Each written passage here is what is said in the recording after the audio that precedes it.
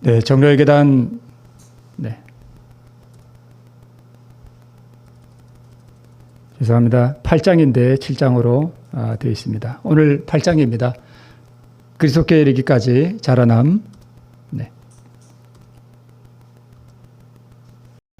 자, 7가지의 계단을 지난 다음에 이제 여덟 번째 계단이 뭐냐 하면 그리스도께 이르기까지 자라남이라고 하는 과정인데요. 이 그리스도께 이르기까지 자라나는데 뭐가 자라나느냐 하는 것을 이렇게 보면 이게 의가 성장하는 거라고 볼 수 있습니다. 그죠? 그러니까 의가 결국 뭐냐 하면 예수님의 성품이에요. 그러니까 우리가 교회를 다니고 신앙을 한다는 게 결국은 뭐냐? 예수님의 형상을 닮아가는 건데 사실 우리 내 자신의 모습 각자가 이렇게 살펴봐도 그렇지 못한 부분들이 참 많은 것을 우리가 보게 됩니다.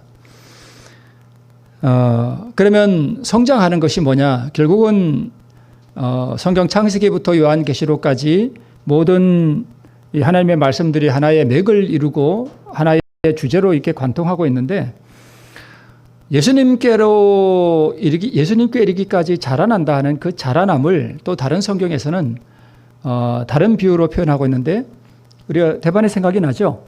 그림을 보니까. 그러니까 어떤 여자가 이제 밀가루에다가 이스트를 갖다 넣었더니까 누룩을 갖다 넣으니까 이 밀가루가 부풀어 오는 거죠. 이 부풀어 오르는 게 결국은 뭐냐 하면 성장한다는 것입니다. 그죠? 네. 그리고 우리 천국의 그 6가지 그 비유에 보면 같은 걸 설명하는 게 뭐냐면 겨자씨 비유죠. 참 작은 거지만 이게 땅에 심어지고 또 얘가 싹이 나고 자라면 나무처럼 커진다는 것입니다. 같은 비유죠. 성장한다는 것입니다.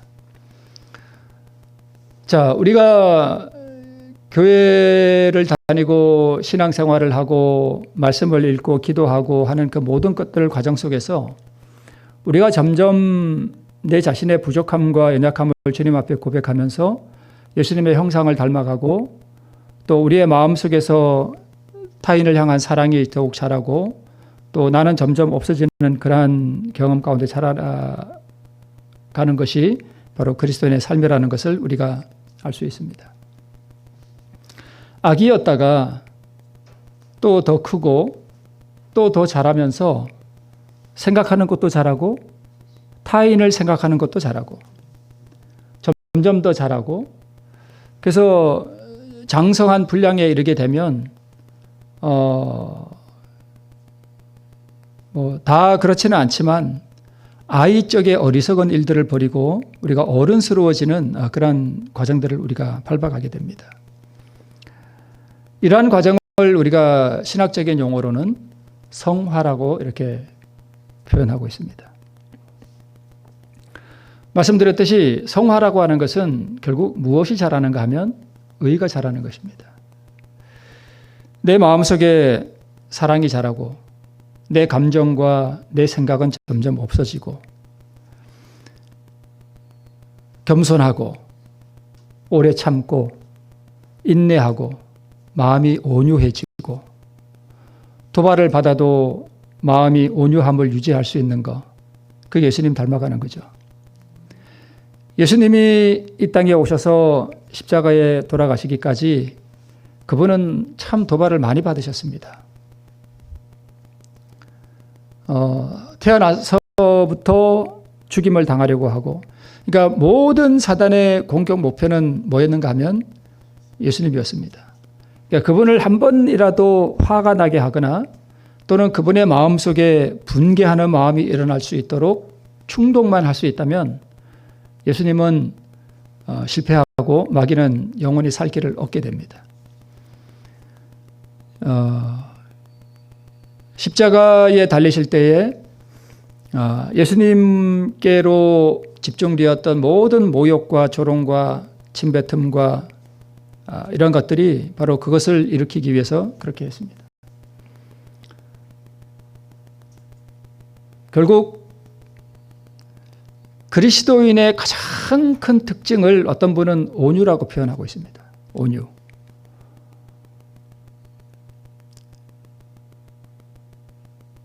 다른 사람이 나한테 다 잘해줄 때는 온유할 수 있죠. 그건 누구나 할 수 있습니다. 악한 사람도요, 자기한테 잘하면 온유해요. 근데 내가 도발을 받거나 내가 조롱을 받거나 또는 내 기분이 상하면 온유할 수 있는 사람이 과연 몇이나 될까요? 그러니까 예수님께로 자라간다, 그리스도에게 이르기까지 자라간다 하는 것은 바로 이 온유, 겸손, 참음, 인내 이런 게 같이 자라가는 거죠. 그런데 과연 우리가 그런 모습을 보이느냐 하는 것입니다. 곧 내 감정, 내 뜻, 내 생각 이런 것들이 점점 죽어가는 거죠.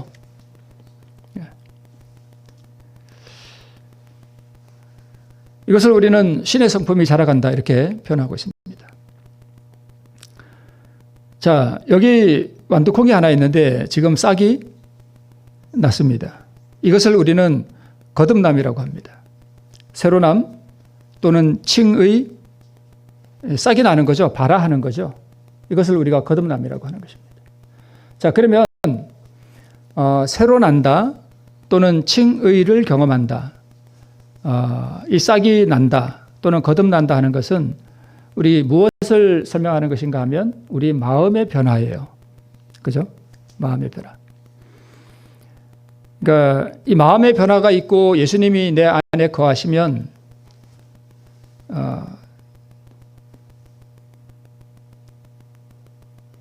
타인을 사랑할 수 있고 또 도발을 받을 때에도 온유를 유지할 수 있는 그러한 마음을 우리가 받는 것입니다. 그러면 여기 이 싹이 나는 이 과정, 새로 나고 칭의를 경험하고 또 거듭나는 이 과정, 마음의 변화를 가져오는 처음에 이 경험이 어떻게 이루어지는가 하면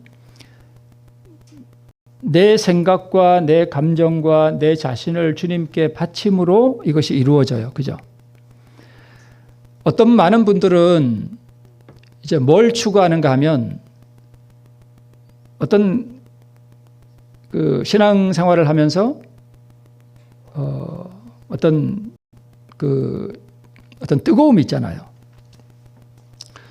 그러니까 성령이 임하면 막 이렇게 황홀해지고 마음이 뜨거워지고 폭포수 같은 눈물이 흐르고 막 감격에 못 이겨서 내 자신이 견딜 수 없어 하는 그런 감정의 어떤 급격한 변화, 이것을 거듭남이라고 생각하는 분들이 있는데 그렇지 않습니다. 그건 거듭남이 아니에요. 그런 감정의 변화를 추구하는 사람 제가 얼마 전에도 들었습니다. 그래서 여러분 이렇게 말씀을 듣거나 또는 찬미를 부를 때 눈물이 흐르는 거 좋은 거예요. 그죠? 은혜를 받아서 눈물이 흐르는 거 참 좋습니다. 그런데 내가 만약에 찬미를 부르다가 이렇게 깊은 감동을 받아서 눈물이 흐르는 것은 그건 거듭남이 아니에요. 그것은 신학적으로 뭐라고 표현할 수 있는가 하면 이끄심이라 그래요. 그러니까 성령이 그 마음에 역사해서 이끄시는 거예요. 어떤 분들은 그렇게 감정의 어떤 그런 것들을 경험하고 이제 집회 같은 데 가서 막 어떤 감정적인 흥분이 있고 그래서 내가 정말 뜨거운 경험을 했다. 그런데 이런 분들이요, 집에 돌아가면 삶이 바뀔까요? 삶이 안 바뀌어요. 그냥 그 순간의 감정뿐이에요. 돌아가면 여전히 아내한테 화내고 후닥닥거리고 밥상을 뒤에 엎어버리고 이런 일을 한단 말이에요. 분명히 교회에서는 뜨거운 체험을 했는데 삶은 안 바뀌어요. 그래서 그게 거듭남이 아니에요. 그럼 거듭남은 언제 이루어지느냐? 그런 뜨거운 감정은 성령께서 역사하시는 건 맞을 수 있어요. 근데 사단도 그걸 줄 수 있어요. 마귀도 우리에게 뜨거운 감동을 준다고요. 줄 수 있어요. 그래서 그걸 잘 구분하셔야 돼요. 그러면 그 이끄심을 따라서 우리가 삶의 현장에서, 그래서 여러분 이 삶의 현장에서 우리가 어떤 감정의 급격한 격분이라든가 또는 내 뜻대로 고집하고자 하는 어떤 내 자아라든가 이런 것들이 있을 때 이런 것들을 주님 앞에 드리는 어떤 투쟁의 경험을 통해서 그걸 주님께 드릴 때 주님께서 내게 새 마음을 주셔요. 그게 새로남이라는 거예요. 그걸 계속 반복하는 거예요. 그러면 성화라고 하는 것도 결국은 어떻게 이루어지느냐? 같은 방법으로 이루어진다는 거예요. 예를 들어서 내가 최초로 내 자신을 전적으로 주님 앞에 굴복시키는 이 정말 죽음과도 같은 이 투쟁을 통해서 여러분 이 자존심을 굴복하는 게 정말 힘들거든요. 특히 남자 같은 경우에 자기 아내에게 자존심을 굴복시키는 거 정말 힘들어요. 이게 격분이 일어날 때 내가 먼저 가서 내가 잘못했다고 고백하는 게 쉽지는 않습니다. 근데 어떤 그러한 참 이 자기를 버리는 경험을 통해서 이 마음의 변화를 일으키잖아요. 그러면 뭐가 바뀌는가 하면 그렇게 계속 반복한다면 삶이 바뀌는 거예요. 그죠? 그죠? 그러면 아내가 볼 때 요새 전에 유행하던 말로 우리 아이가 변했어요 하는 말이 있죠. 그 마찬가지로 우리 남편이 변했어요 이런 말을 한단 말이에요. 그게 마음의 변화예요. 그죠? 그 마음의 변화가 감정으로 이루어지느냐? 자기 포기로 이루어지느냐? 자기 포기로 이루어진다는 거예요. 그죠? 그러면 내가 최초로 그 거듭남이라고 하는 것은 생명을 받는 거거든요. 위로부터. 예수님의 마음을 받는 게 그 마음, 예수님의 마음 자체가 생명이에요. 그게 의거든요. 사랑이거든요. 그게 생명이거든요. 그러면 최초로 내가 생명을 받는 그 방법이 그렇게 이루어진다면 자라나는 것도 똑같이 그렇게 이루어진다는 거예요. 같은 방법으로. 그래서 여기 종로의 계단을 보면 모든 초목과 꽃들은 저희의 염려나 걱정이나 노력으로 말미암아 자라나는 것이 아니요. 다만 하나님께서 저희의 생명을 위하여 공급하시는 것을 뭐함으로요? 받음으로 말미암아 자라나는 것이다. 그러니까 성화라고 하는 것은 내가 자라나는 것은 내가 막 노력하고 뭘 해서가 아니라 위로부터 오는 생명의 요소들을 내가 받음으로 자라난다. 그것을 설명하고 있습니다. 제가 오늘 우리 아이하고 같이 이제 밥 먹을 때 그랬나?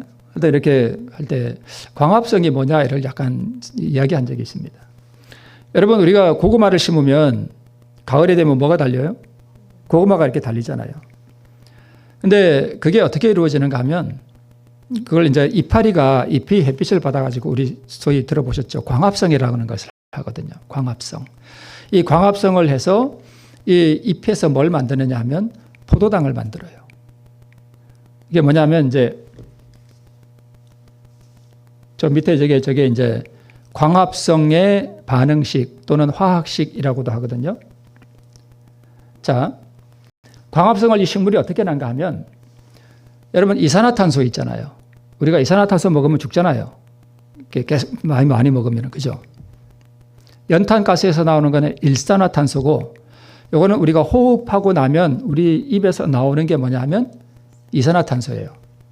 이산화탄소는 여러분 그 연필심 있잖아요. 연탄 까만 거 그걸 탄소라 그래요. 저게 6 다음에 C 이렇게 돼 있잖아요. 저게 탄소거든요. 그 다음에 옆에 동그라미 있죠. O 저거는 산소예요. 그러니까 이산화탄소는 그 연필심을 이루는 그 탄소와 산소 두 개가 만나서 이산화탄소가 돼요. 그게 6개하고 그 다음에 6개의 물분자하고 여기에 햇빛이 들어오면 얘가 이제 포도당을 어떻게 만드냐면 이게 포도당 우리가 먹는 이게 고구마를 하나 먹잖아요. 그러면 그 고구마가 다 포도당을 식물이 이렇게 차곡차곡 싸서 저장해 놓은 게 녹말이거든요. 그게 이제 고구마예요. 감자. 이거 이제 감자를 먹는데 이 감자가 쉽게 말해서 아주 쉽게 말씀드리면 뭘로 이루어져 있는가 하면 탄소 6개. 요 중간에 여기 포도당이라고 있는 거 있죠. 탄소는 이제 연필심이 그게 주성분이 탄소예요. 그 다음에 옆에 H는 수소예요. 이렇게 가벼운 기체거든요. 이게 모아놓고 불 붙이면 뻥 하고 터져버려요. 그다음에 그 옆에 O 있는 거는 산소예요. 그러니까 쉽게 말씀드리면 연필심하고 뻥 터지는 수소가스하고 그 다음에 우리가 필요로 하는 산소 있잖아요.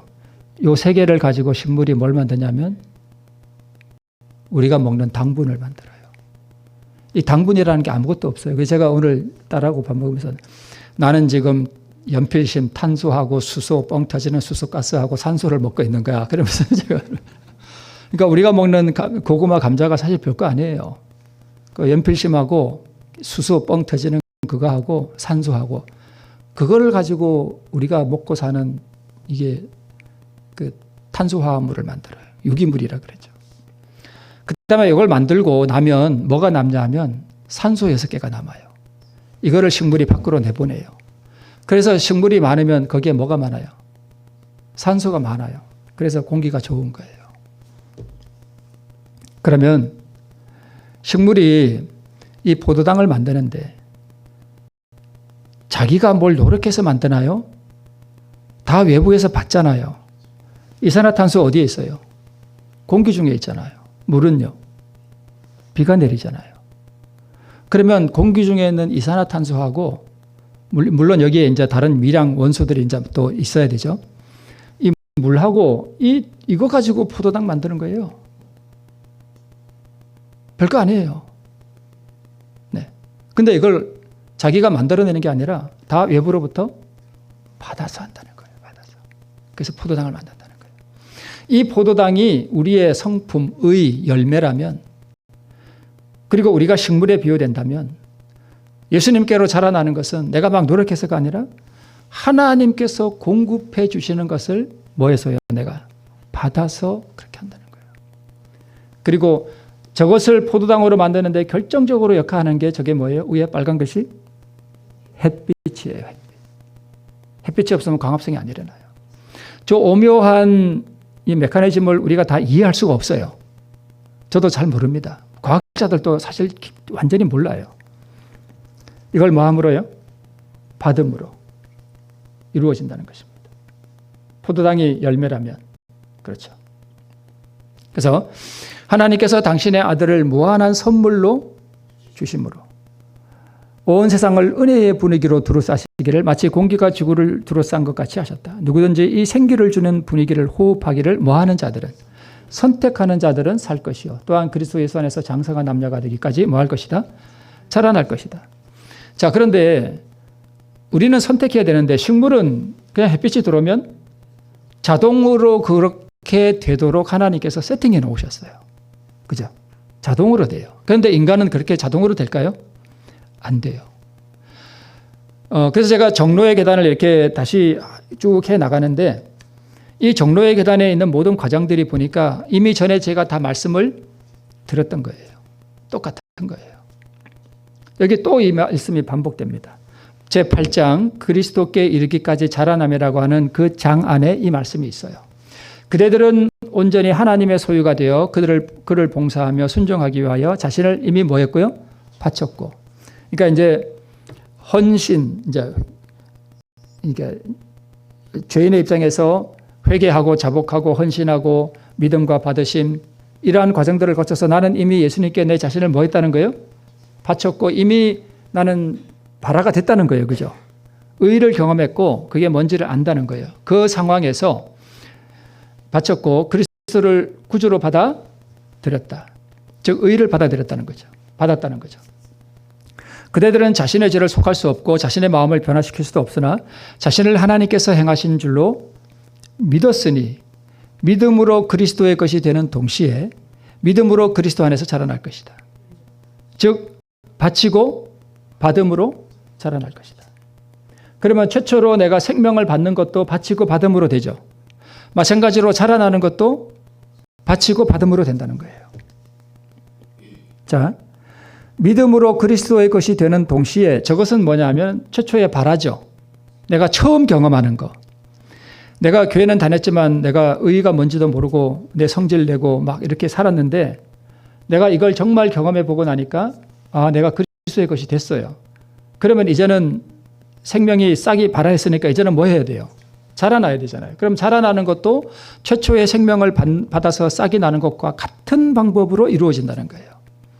계속적으로 나를 드리고 계속적으로 나를 드리고 계속적으로 받고 받음으로 점점 자라난다는 것입니다. 같다는 것입니다. 그리고 그리스도 안에서 자라나는 것은 성화죠.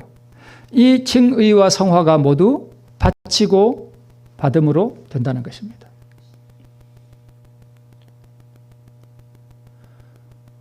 자, 그래서 믿음은 바치고 받는 거다. 무엇을 바치는가? 너무 많이 했죠, 우리가. 무엇을 바치는가? 즉, 바치고 받음으로 자라날 것이다. 이제 그 뒤에 계속 이어서 그대들은 모든 것, 마음과 의지와 봉사를 바칠 것이니 그의 모든 요구를 응하기 위하여 그대 자신을 그에게 뭐 할 것이다? 바칠 것이다. 네. 그러니까 이제 어떻게 우리가 이 생명을 받고 자라나는가에 대한 이 이해를 못하면 많은 사람들이 감정을 쫓아가요. 뜨거운 감정, 이게 막 황홀하고 막 그런 거 있잖아요. 그런 거 막 뜨겁고 막 이런 걸 쫓아가는데 그거는 하나님께서 때로 주셔요. 때로 가끔. 그런데 그거는 언제 주로 주시는가 하면 의를 처음 경험할 때 주로 주셔요. 그 뜨거운 느낌 있죠. 그런 거 주셔요. 그런데 점점 자라나면서는요, 그런 게 별로 없어요. 오히려 이 성화의 과정 속에서 내가 내 자신을 바쳤어. 정말 굴복시켰어. 그런데 하나님께서 내게 의를 주시면 그 의는 사랑이어서 내 안에서 사랑이 막 이렇게 경험이 되어지는데 그게 없어요. 그러면 장성해진다는 게 뭐냐 하면 그러한 경험이 없어도 그런 감정의 어떤 황홀함이 없어도 내 자신을 끊임없이 굴복시킬 수 있는 게 그게 장성해 가는 거예요. 그걸 믿음이라 그래요. 그런 사람에게는 어떤 뜨거운 황홀함은 없어도 그 심령에 뭐가 있는가 하면 잔잔하게 흐르는 평화가 있어요. 평화가. 근데 여러분 또 우리가 경험해 봐서 알지만 이 성화의 경험을 살아간다고 해서 평화가 있다 그래서 우리가 늘 평화가 있고 기쁘고 막 그런가요? 아니에요. 예레미야는요, 평생이 울면서 살았어요. 울면서 살았다니까요. 늘 그런 울었어요. 그러니까 자기 백성 이스라엘의 상태와 이 배역한 백성들을 바라볼 때 그게 너무 고통스러운 거예요. 너무 울었습니다. 그래서 되게 양면성이라는 게 있어요. 신앙이 항상 기뻐하라 그런다고 우리가 항상 막 기쁜가요? 아니거든요. 항상 기뻐하라는 말씀도 있지만 너희는 이제라도 울고 애통하라 하는 말씀도 있어요. 그 애통은 세상적인 애통은 아니죠. 그리스도 안에서 거룩한 애통을 느끼는 거예요. 그런 게 있습니다. 그래서 우리 이렇게 정로의 계단은 우리에게 하라고 말씀합니다. 아침마다 그대 자신을 하나님께 바쳐라. 이거 우리가 다 들었던 말씀입니다. 그리고 이 일을 그대의 첫째로 할 일로 삼으라. 또한 기도하기를 이제 이 기도의 내용을 이렇게 가르치고 있습니다. 파란 글씨. 오 주여 나를 받으사 온전히 당신의 것으로 삼으소서. 이게 나를 드리는 거잖아요. 그죠? 아침에. 나는 나의 모든 계획을 당신의 발 앞에 놓나이다. 오늘 나를 당신의 일에 써 주시옵소서. 나와 같이 하여 주시고 나의 모든 일이 당신 안에서 성취되게 하옵소서 할 것이다. 꼭 이렇게 하라는 게 아니라 이러한 내용으로 기도하라는 거예요. 그죠? 이것이 날마다 행할 일과이다. 자, 아침마다 그날을 위하여 자신을 하나님께 바치라. 모든 계획을 하나님께 맡겨 그의 섭리에 따라 행하기도 하고 그만두기도 할 것이다. 요즘 제가 느끼는 게 하나 있습니다. 제가 집사람한테도 잠깐 그런 얘기 했었는데 그리스도인이 가장 어려운 게 뭔지 아세요? 세상에서 가장 힘든 게 뭐냐 하면 하나님께 맡기는 것입니다. 쉬울 것 같죠?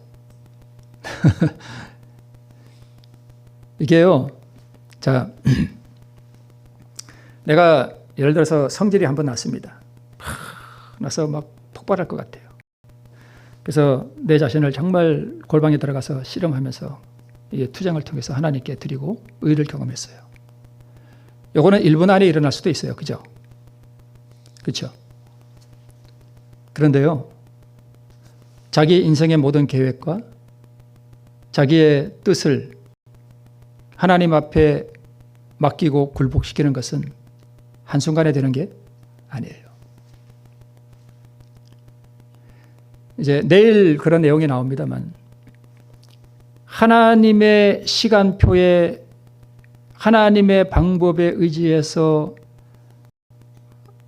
하나님의 뜻이 나에게 성취되기를 참고 기다리는 그 인내의 시간은 끊임없는 자아굴복이에요. 그건 정말 어렵습니다. 이게 단계가요, 순간적인 감정을 굴복시키는 건 사실 그런 건 어떻게 보면은 처음에 차원이 좀 낮은 거예요.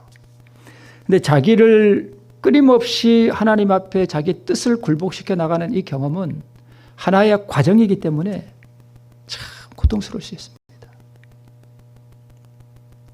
이게 뭔지를 우리가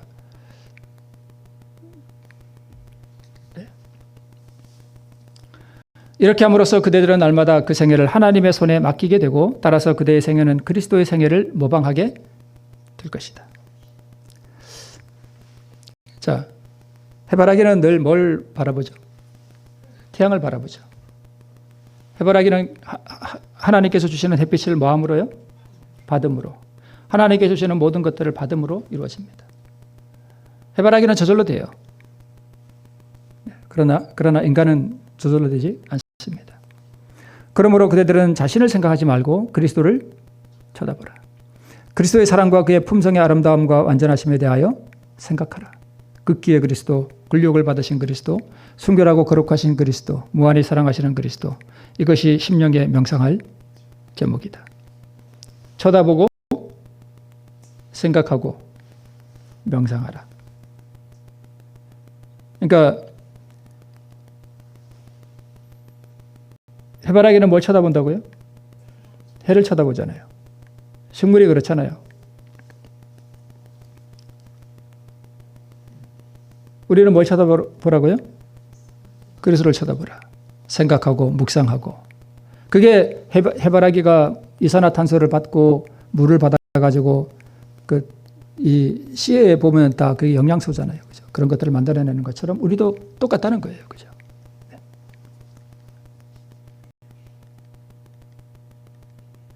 네. 받음으로 그렇게 된다는 것입니다. 방해하는 것들이 있습니다. 우리가 이것들을 받아야 되는데 사단이 이걸 가만 놔두나요? 아니죠. 생활의 염려와 고민과 비통과 이게 다 정로의 계단에 있는 얘기입니다. 다른 사람의 결점을 자꾸 생각하고. 그러니까 보세요. 우리가 주로 뭐 생각하나요? 누구는 이렇고 저 사람은 저렇고 누구는 저렇고 막 그런 거 우리가 주로 생각해요? 아니면 예수님 생각해요? 그러니까 생각하는 걸 담는 거예요. 다른 사람의 결점을 자꾸 바라보면 그 사람 닮고요. 예수님 자꾸 바라보면 예수님 닮고. 바라보는 대로 그걸 담습니다. 그 다음에 자신의 결점도 바라보지 말래요. 그죠? 자신의 결점을 자꾸 바라보면 자기가 우상이 되어버려요.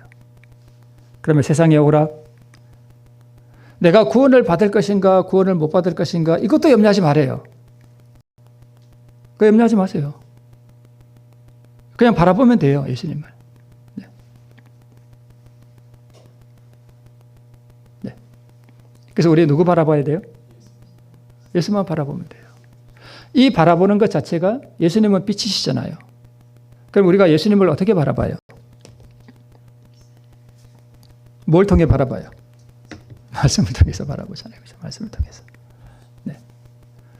우리 예수님을 바라보고 또 끊임없이 나의 자신을 그분께 드리고 그분의 사랑을 묵상하고 그럼으로써 우리가 예수님을 닮아가고 예수님의 형상이 내 안에 풍성하게 새겨지는 우리 모두가 되길 바라면서 말씀을 마치겠습니다. 이게 마치는 참여 아니거든요.